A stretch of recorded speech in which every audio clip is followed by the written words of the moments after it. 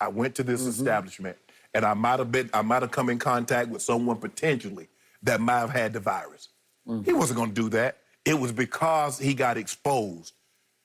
Again, Lou, you were wrong for this. Lou, he was wrong for this, and you can't put.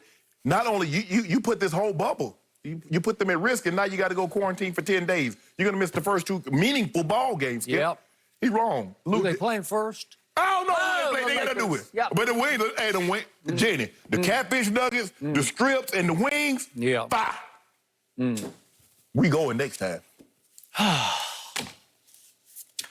got a whole lot to say about this, and Lou Williams ain't going to like it. And I used to love Lou Williams, and yet, when I sat reading this story, I believe it was on Saturday, I believe it was at the same time I was watching LeBron James and the Lakers scrimmage Orlando. And it hit me right between the eyes.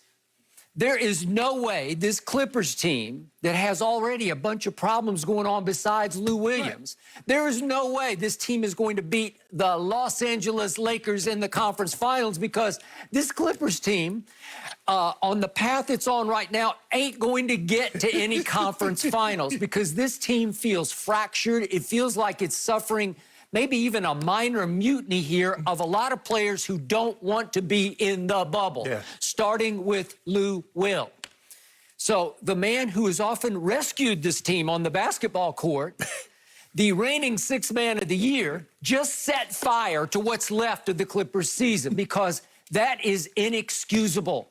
That is the ultimate selfish act of betrayal. What? This bubble is tough. I get it. And they're all spoiled brats in their own way. They all came up privileged in their own way through the basketball system, AAU all the way up. They've all been coddled. They've all been spoiled. And all of a sudden, they're being asked to be inside a quarantine bubble. Right.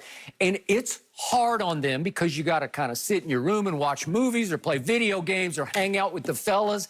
It's like you go back to AAU, and then it feels college-like. The Lakers feel like a college team to me right now, because they're trying to have a blast just hanging together and playing together and being together and hooping together. And it's all about basketball.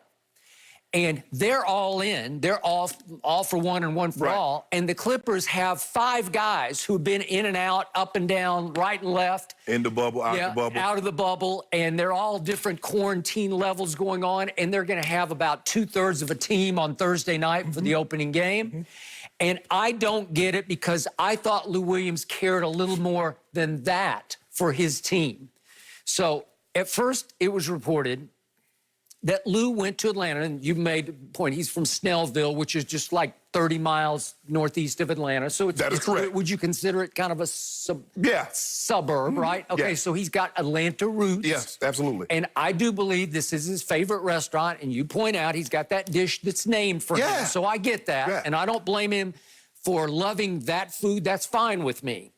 But at first, it was reported he went to his grandfather's funeral. And then by last night, the reports started changing, because the NBA looked hard into it, because they hit him with the max. They hit him with 10 games of quarantine. They look at it, just kick him out. Because that's true. That is true.